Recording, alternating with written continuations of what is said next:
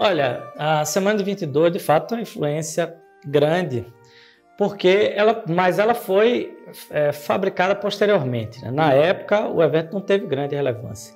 Na verdade, dizem que a Semana de 22 ela não teve relevância nenhuma no momento. Grandes autores dizem isso.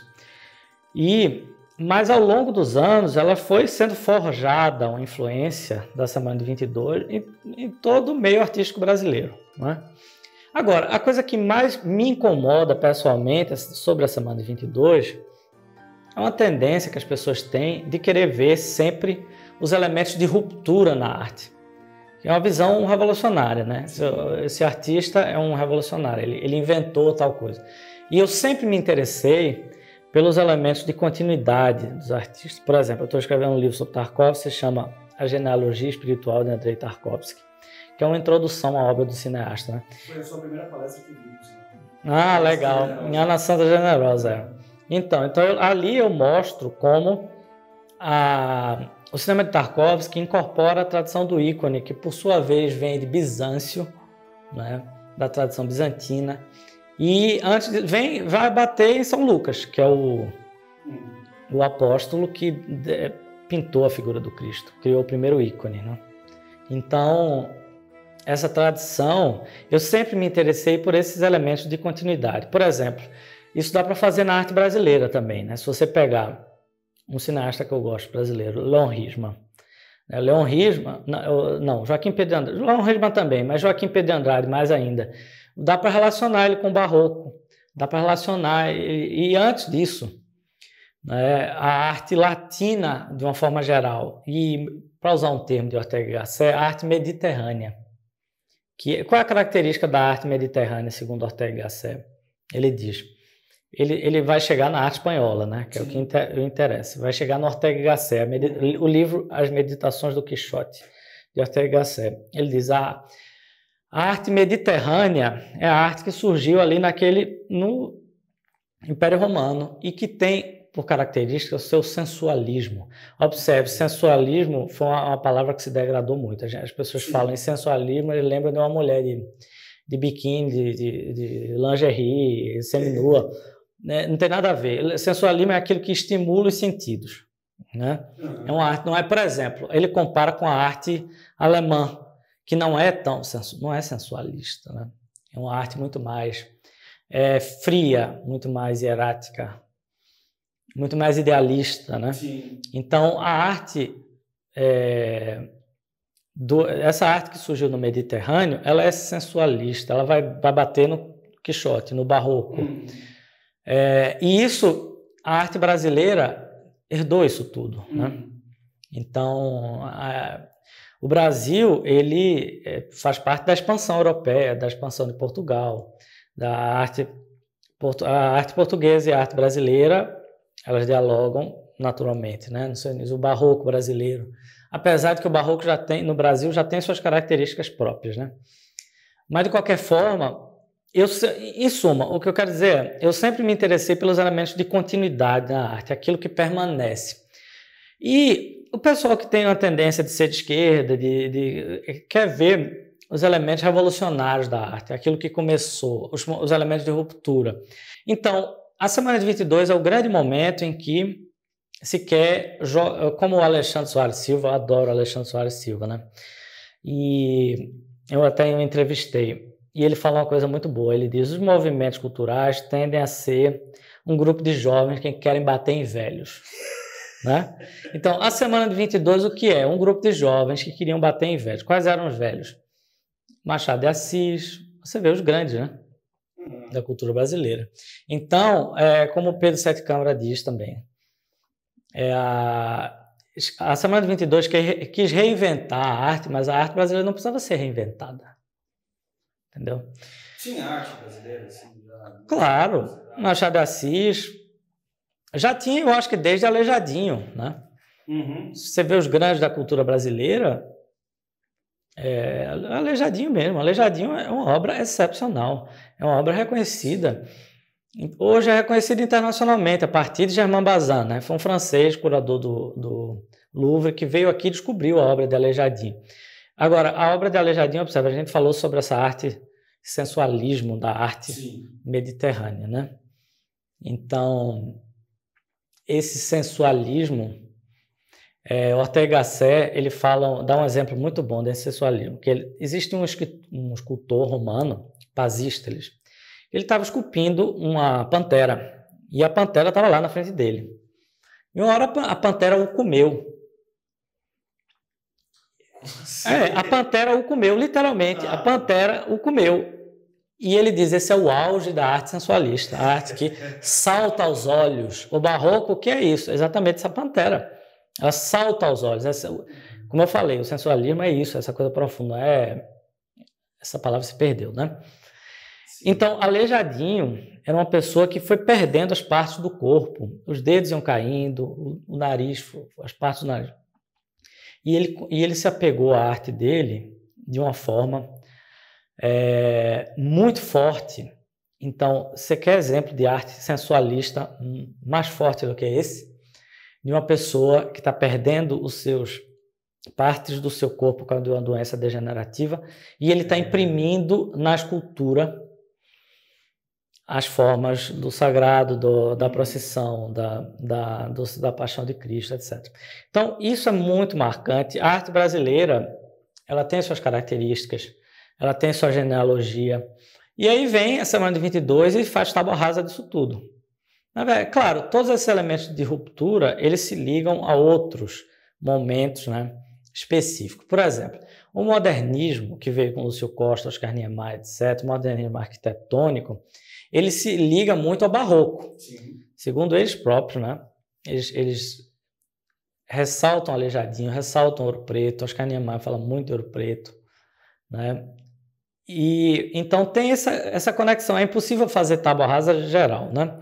Mas de qualquer forma, a Semana de 22 é esse grande momento. E não é à toa que ela está na origem de vários movimentos, como a Tropicália, que é a coisa, para mim, mais insuportável que existe no Brasil. Né? O que seria a Tropicália? Veja bem, a Tropicália é um movimento musical, né? Que começou Caetano, Gilberto Gil, todas aquelas pessoas, e que teve grande prestígio no mundo, foi muito conhecido, colocou a arte brasileira. Segundo Caetano, ele se liga muito a Mário de Andrade, a Semana de 22, ele se inspirou muito nisso, né? Essas são as duas desgraças da arte brasileira, a Tropicália e a Semana de 22. Ora, então, e são dois elementos de ruptura também. É a mesma coisa de os jovens que querem bater em velhos. A Tropicália também é isso. E engraçado que são os mesmos jovens, estão até hoje querendo bater em velho, já são velhos eles próprios, né?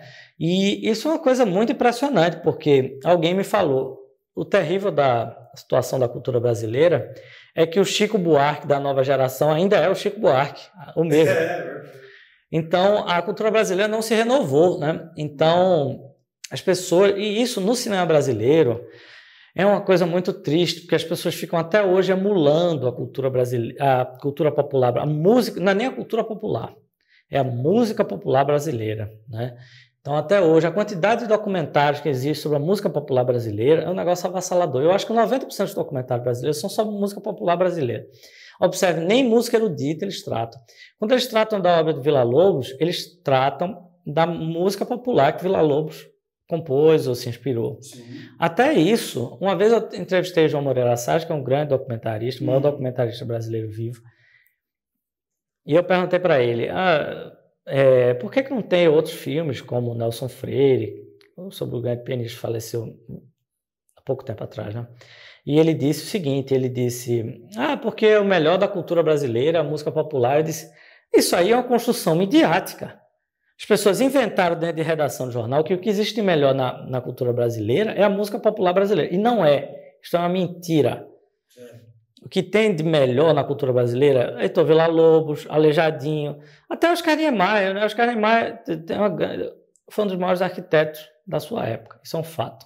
Ele fez obras terríveis, o pensamento dele era uma coisa absolutamente vergonhosa, ele defendeu Stalin até o final da vida dele, mas ele tem obras brilhantes, que não tem paralelo na arquitetura do mundo. Isso é reconhecido no mundo inteiro. Toda a história da arquitetura, todo livro de história da arquitetura, você vai ver Brasília. Você vai ver a Catedral de Brasília. Você pode não gostar dela, mas ela tem relevância. São pontos. Pois é, é porque, observe, você não pode comparar a Catedral de Brasília com Notre Dame, porque é arquitetura muito diferente, né? Tem que comparar a Catedral de Brasília com as obras de arquitetura moderna, e ela é uma das melhores igrejas feitas na época do período moderno. Sim. Isso é fato. Essa discussão sobre música popular exatamente sobre o que é samba? Não só samba, né? Eles ficam falando, enfim.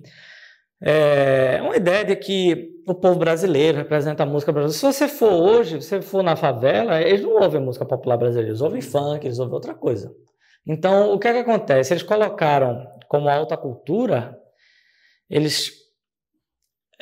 assim como eu vou dar um exemplo bem claro disso, como foi se construindo como alta cultura brasileira a música popular brasileira. Se você vê o mesmo canal Arte 1 na França, eles passam vídeos da Filarmônica de Berlim, da Ópera de Paris, etc. Aí você chega no Brasil, o Arte 1 no Brasil é Paulinho da Viola, Gilberto Gil, entendeu? Então, eles colocaram ali no lugar da música erudita, dos grandes compositores brasileiros, eles colocaram os compositores populares, só que esse lugar não pertence a eles. Né? É uma questão de o que Proust falava, a hierarquia de grandezas. Eles não entendem uma coisa chamada hierarquia de grandezas. Isso também é uma herança da semana de 22, né? Na minha opinião. Eles meio que simularam, né? Forçaram uma ideia de cultura brasileira, né? E é uma ideia assim de que, olha, isso teve um grande efeito, foi muito importante na época dos governos Lula e Dilma, né? Isso eu quero ver. Isso começou com Fernando Henrique Cardoso. Fernando Henrique, na posse dele, ele vai lá e cita Caetano Veloso, que foi uma coisa que o Bruno Tolentino criticou muito. Né? Então, aí isso vem se construindo, né? De que essa ideia de que o que existe melhor na cultura brasileira é essa cultura que se opôs à ditadura. Então tem uma questão política aí também, né? Aquelas pessoas que se opuseram à ditadura são os grandes da cultura brasileira. Aí você vê que eles esquecem o que existe antes.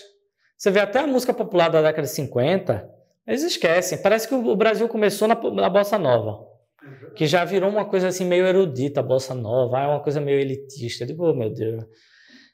Aí você veja, isso foi se afirmando nos governos Lula e Dilma, e o ponto alto, o auge disso foi Gilberto Gil.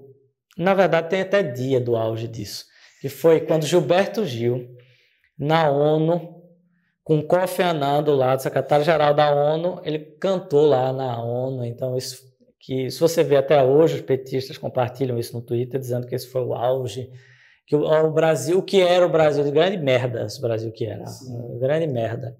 Gilberto Gil, insuportável aquelas músicas dele, não tem quem aguente. Eu sinceramente... Palhaço pra gringo. Eu aguento, olha, eu até aguento, eu até gosto de música popular, mas assim, tomando banho, entendeu? Eu aguento assim, tomando banhozinho,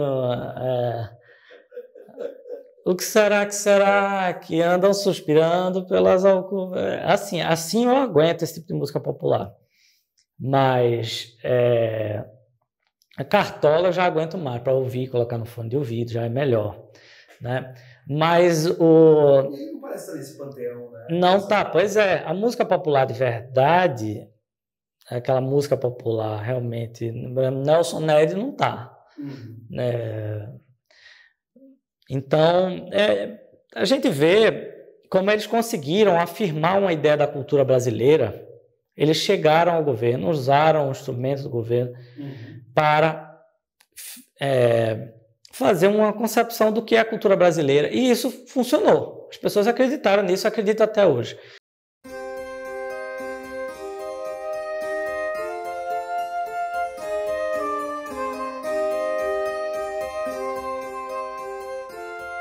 Agora, uma coisa merece ser dita. Chegou o governo Bolsonaro, que poderia ter utilizado a máquina pública para afirmar uma ideia de cultura, como todos os outros governos fizeram. Você vê, até Collor. Collor chegou lá e criou a Lei Rouanet, que é um instrumento liberal, um dos instrumentos mais importantes de financiamento de cultura do Brasil. A maior parte dos filmes que se vê do cinema brasileiro, os melhores filmes do cinema brasileiro, foram feitos graças à Lei Rouanet, Lei do Audiovisual. A Lei do Audiovisual é a Lei Rouanet do cinema, é o mesmo mecanismo, só que focado... As pessoas normalmente acham que a Lei Rouanet é o governo dá dinheiro para o governo. Pois é, a Lei Rouanet não é o governo dando dinheiro, é um fomento indireto. A pessoa, em vez de dar... o governo, em vez a pessoa, em vez de dar dinheiro para a lagosta do STF, ele dá dinheiro para uma orquestra, por exemplo. Né? Financiar uma orquestra. É um excelente instrumento. Foi criado por Collor. Então, Collor, com o Paulo Sérgio Rouanet, que a esquerda odiava o Paulo Sérgio Rouanet e odiava a Lei Rouanet, porque eles entendiam que era uma privatização da cultura. Na época, não, então, ele chegou e se afirmou culturalmente. Né? Aí você vem a FHC e criou a Ancine, e ampliou esses mecanismos. Aí veio Lula e criou a cultura dos editais, Gilberto Gil criou os pontos de cultura. Você vê, você pode não gostar, e eu não gosto dessas coisas que eles criaram, mas eles criaram alguma coisa. Aí o que é que o governo Bolsonaro fez na cultura? Eu mesmo digo, nada. Zero. Foi isso que ele fez. Então, eles não conseguiram afirmar uma ideia de cultura. Foi a mais perfeita inação, porque foram tantos secretários. O primeiro erro, extinguir o Ministério da Cultura. O Ministério da Cultura foi extinto e aí cria-se um problema administrativo, que é... Essa é uma boa questão. Hein? Pois é. Cria-se um problema administrativo, que é o seguinte. O secretário, ele não vai ser ele que assina no final das contas as ações dele, que assina o ministro. Vai ser o ministro do Turismo, ou o ministro da Educação, ou qualquer ministério sob o qual a Secretaria Especial de Cultura esteja. Então, foram vários conflitos entre o secretário de Cultura, e está tendo até hoje. Né? Porque vira aí uma luta, uma guerra, e o secretário de Cultura, ele tem certa autonomia, mas não tanto assim, porque ele está subordinado ao Ministério, e o dinheiro todo é do Ministério, no final das contas. Então, não dá para se afirmar uma cultura, criar uma cultura como... E, observe, a Petrobras foi uma obra de Getúlio Vargas, certo? A Petrobras hoje ela pode ser privatizada.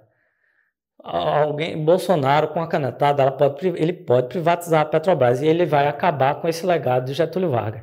Só que tem um legado de Getúlio Vargas que Bolsonaro não consegue destruir, que é a implementação do modernismo no Brasil.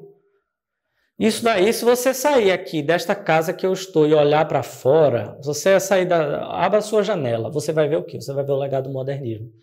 E isso é uma coisa que permanece por décadas depois de realizado. E isso, por exemplo, essa ideia da cultura brasileira feita pelo petismo, de que a cultura popular, a música popular brasileira, o que existe de melhor na cultura brasileira, e é o auge, é isso que nós temos para exportar, etc., isso vai permanecer pelas próximas décadas. E a gente, para lutar contra isso, a gente tem que colocar outra coisa, só que o governo não tem colaborado, né? Na verdade, o governo atrapalha. Em que sentido? Porque o governo, ele tenta atrapalhar o funcionamento regular das leis, tenta...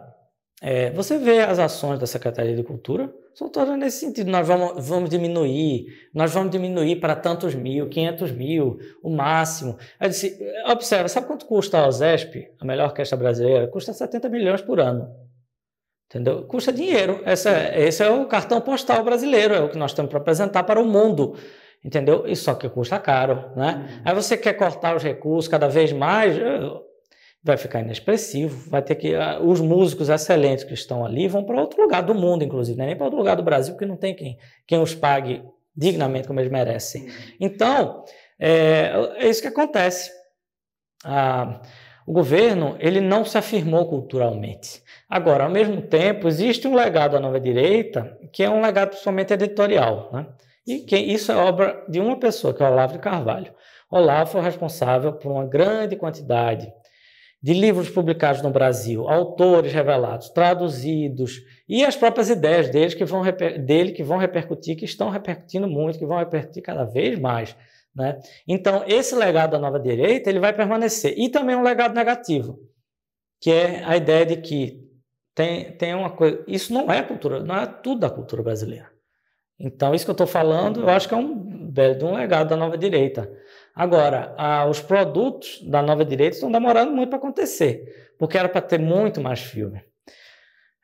Mas, claro, desde o começo a retórica do governo é contra as leis de incentivo. Então, os empresários que estão alinhados ideologicamente não vão financiar essas coisas. Então, em vez de produzir mais obras, ocupar espaço, ocupar as redações dos jornais, ocupar os teatros, o cinema brasileiro, etc., não vão, nós não usamos recursos públicos. E o que é que tem de nobre nisso? Aleijadinho usou recursos públicos. É verdade. A igreja era unida com o Estado. Aleijadinho usou recursos públicos durante toda a sua vida. A obra dele é excelente. E também Heitor Villa-Lobos. O Villa-Lobos foi financiado por Getúlio Vargas e criou excelentes obras. Tarkovsky foi financiado pela União Soviética, era dinheiro do Estado soviético, e os filmes são excelentes, os filmes estão sendo aquilo tudo. Então, não tem nada de nobre em não usar dinheiro público, entendeu? Nobre é fazer uma grande obra, isso é óbvio. Goethe dizia, uma árvore se conhece pelos seus frutos, entendeu? Isso é que é relevante, as obras é que importam. Não importa a gente, não importa o que a gente está falando aqui, o que importa é o que vai permanecer disso tudo. Entendeu? E aí, agora me diz uma coisa. A esquerda usa as leis de incentivo, usa edital, usa dinheiro direto, usa dinheiro de grandes corporações internacionais, usa tudo, e também usa crowdfunding, fórmula de lançamento, e vem à direita e se sente muito nobre, porque só usa fórmula de lançamento e clickbait. E não usa, se sentem muito nobre porque não usam recursos públicos. Mas eles usam e não vão deixar de usar. Jamais vão deixar de usar. Por quê? Porque o Congresso não vai deixar a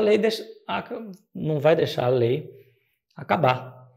E nem teve a lei Aldir Blanc, que continua financiando a esquerda. Então, essa retórica contra as leis de incentivo fez um estrago muito grande, e o estrago muitas obras deixaram de nascer, muitos filmes poderiam ter já acontecido durante a gestão do governo, poderiam ter existido, inclusive porque o Fundo Setorial do Audiovisual demorou muito para acontecer, está saindo agora, depois de 3 anos de governo, ele ficou parado esse tempo todo, entendeu? Então, isso tudo é uma vergonha, e é uma falta de foco, uma falta de ideia do que é importante, e aí o governo, ele deixou de atuar nessa área cultural, mas quem ficou atuando é uma pessoa só, Olavo, que está lá nos Estados Unidos, que vive doente, e sendo internado, né? Vive com problema de dinheiro, e que é um grande homem, um dos intelectuais mais influentes da história do Brasil. E eu vi isso de um intelectual de esquerda, que é o Christian Lindner. Ele disse, o Olavo de Carvalho é o intelectual mais influente da história do Brasil. Foi isso que ele disse. Então, por quê? Porque o legado cultural, esse sim vai permanecer, dos autores que ele trouxe, dos temas que ele colocou, dos autores brasileiros que ele resgatou. Sim. Por exemplo, José Geraldo Vieira, que era comunista. Ele era comunista e foi resgatado por Olavo de Carvalho. Sem Olavo, ninguém nem falava. Na década de 90 nem se falava, não tem uma palavra sobre José Geraldo Vieira.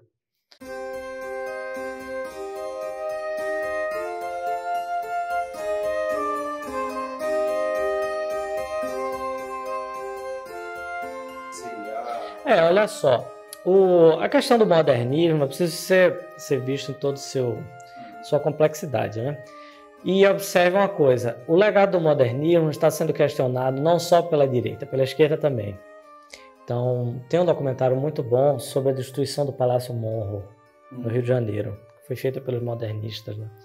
E você vê que tem ali uma revisão muito forte do modernismo. E a esquerda também critica muito Brasília, né? A cidade de Brasília, o projeto arquitetônico Lúcio Costa, eles são muito críticos. E até Oscar Niemeyer mesmo. Mas o fato é o seguinte, claro, na direita essa crítica é muito mais forte. E é muito também, por um lado, muito burra, né? Porque, inclusive, as pessoas começam dizendo Brasília, que foi projetada por Oscar Niemeyer. Brasília não foi projetada por Oscar Niemeyer. Brasília foi projetada... Aí ele ainda diz assim, Brasília foi projetada por um comunista chamado Oscar Niemeyer. Primeiro, Brasília não foi projetada por Oscar Niemeyer. Lúcio Costa não era comunista, nem um pouco. Lúcio Costa era um humanista, não era religioso, não era conservador, mas era um humanista.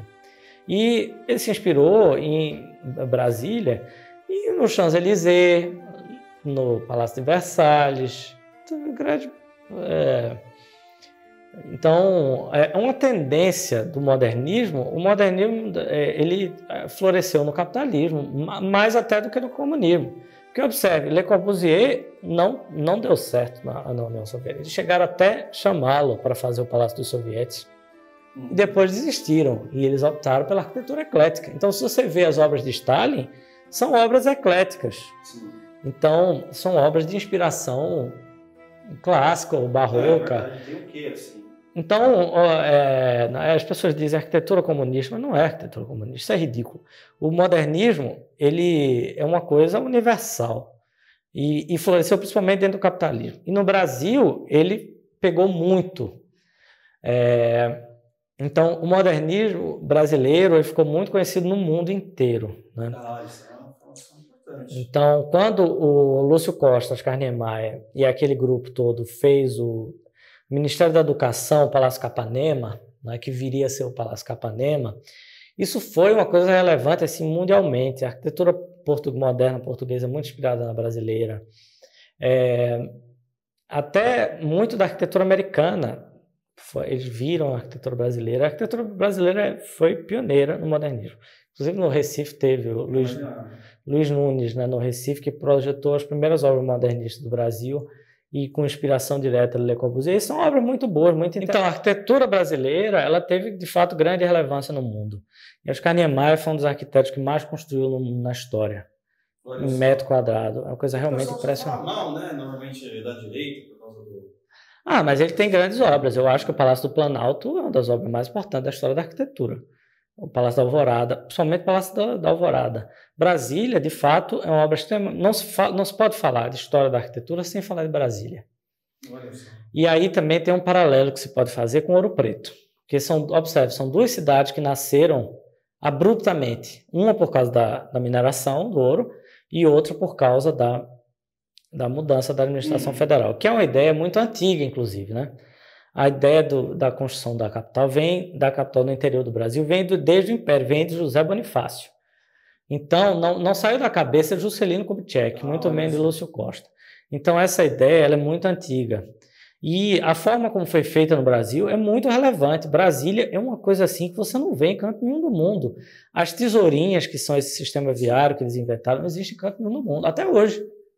Se existe, eles copiaram. Então, é uma coisa realmente muito relevante. Só que o modernismo ele chegou a um grau de unanimidade que é muito problemático. Isso acontece até hoje dentro das academias de arquitetura. O modernismo é assim, aos poucos está surgindo esse movimento, mas está surgindo esse movimento de revisão da arquitetura moderna. Porque, observe, a arquitetura moderna ela já nasceu consagrada. E isso foi por quê? Porque aquela geração que implantou o modernismo no Brasil é a mesma geração que criou o IFAM, que é o Rodrigo Melo Franco de Andrade, Sim. que é o Oscar Niemeyer. Então, Brasília foi construída logo depois tombada. Foi a primeira cidade moderna do mundo a ser tombada. Foi a primeira cidade como um todo a ser tombada. Então, isso tudo é muito relevante. A gente precisa reconhecer a grandeza disso que foi feito. Agora, o legado do modernismo para as cidades brasileiras é muito nocivo, porque criou-se uma ideia de destruição, de desarmonia das cidades. Porque você vê, nos Estados Unidos, eles fazem um centro da cidade onde tem prédios altos e as periferias não podem ter prédios altos. Você vê Los Angeles assim. Né? Aí, mas no Brasil é o verdadeiro caos. Tem uma casa aqui, um prédio aqui, uma casa aqui, um terreno aqui. É uma confusão danada. Mas isso não é obra só do modernismo, não. Isso é depois do modernismo. E observe, o modernismo foi implantado no Brasil por duas ditaduras, especialmente. A ditadura de Getúlio Vargas e a ditadura militar.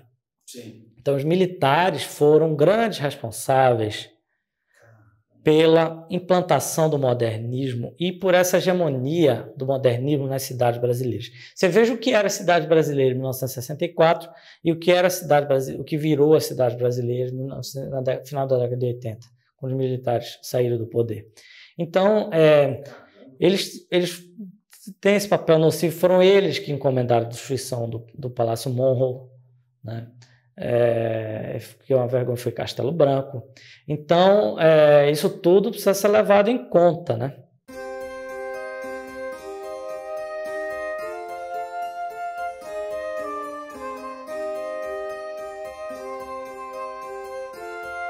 Não existe arte de direita nem arte de esquerda. Vamos dar um exemplo. Nelson Rodrigues era super reacionário e tal. E várias peças dele foram adaptadas para o cinema brasileiro por gente de esquerda. Inclusive, uma das melhores é de Arnaldo Jabbour, que é um grande cineasta. E aí, o filme é de direita ou de esquerda? Isso é ridículo. Não existe arte de direita ou de esquerda. Esses critérios não se aplicam à arte. Nem existe de esquerda também. Isso é ridículo. Se você vê os filmes de cineastas comunistas, eles não são necessariamente, mesmo que eles queiram, porque a obra de arte ela tem essa característica de não ser tão retórica. Agora, você pode fazer publicidade e dizer que é arte. E isso é uma tendência no mundo inteiro.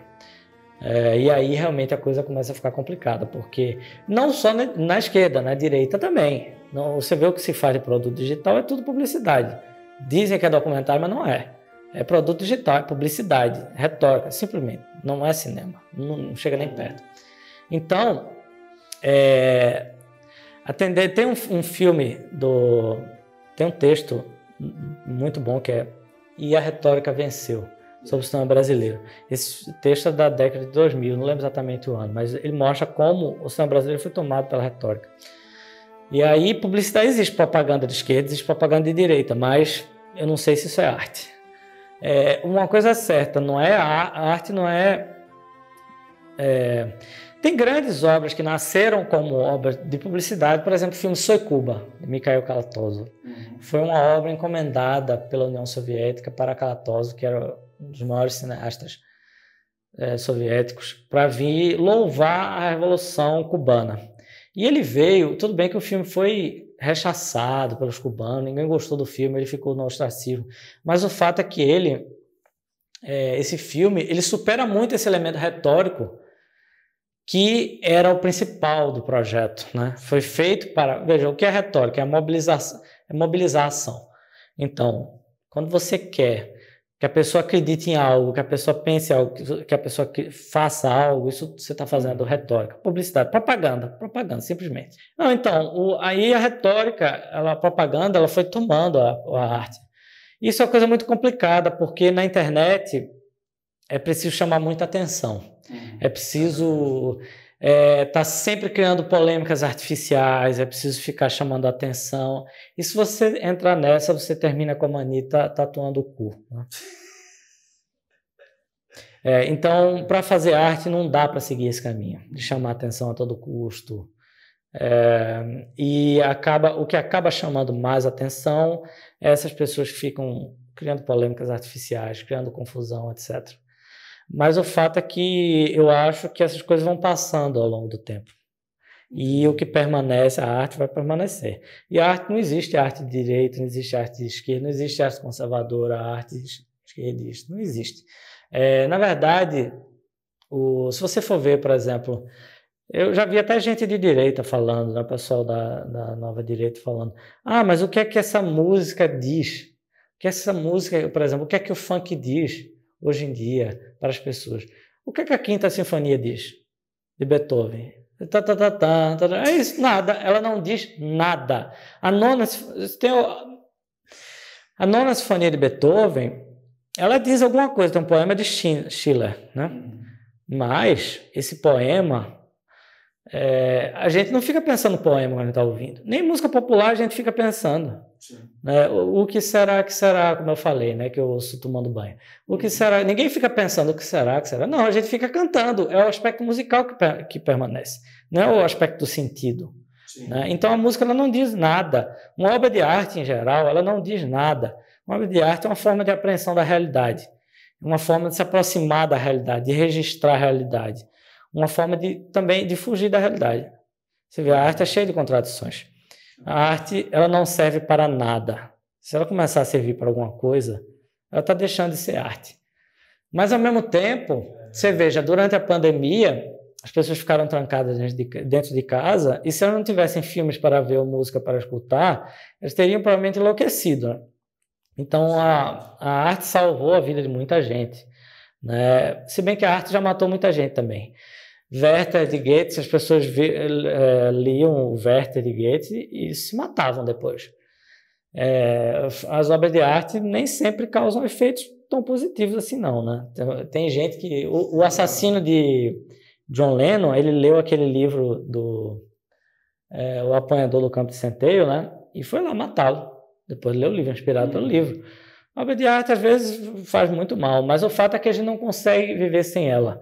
Então, resumindo, a obra de arte ela não responde a uma necessidade, ela cria uma necessidade. Como alguém disse, a gente nunca precisou da Nona Sinfonia de Beethoven, até que Beethoven foi lá e a compôs e a gente não consegue mais viver sem ela. Fala, meu amigo, tudo bem? Terminamos mais um episódio com Josias Teófilo sobre a Semana de 22, os 100 anos da Semana de Arte Moderna no Brasil. E ainda teremos mais 3 episódios. O próximo episódio vai sexta-feira agora, às 10 horas, com um convidado mais do que especial. Tudo bem? Peço que você se inscreva aqui no link do canal para você não perder nenhum episódio e também se inscrever no link aqui abaixo, caso você queira ajudar para que nós venhamos a fazer mais entrevistas e série. Não deixe de se inscrever no Teatro das Ideias, com o nosso programa de estudo cultural, e também nos links de doação aqui abaixo. Lembrando que também nós temos os nossos podcasts que estão com links todos aqui abaixo, tudo bem? A gente se encontra na sexta-feira às 10 horas. Fui!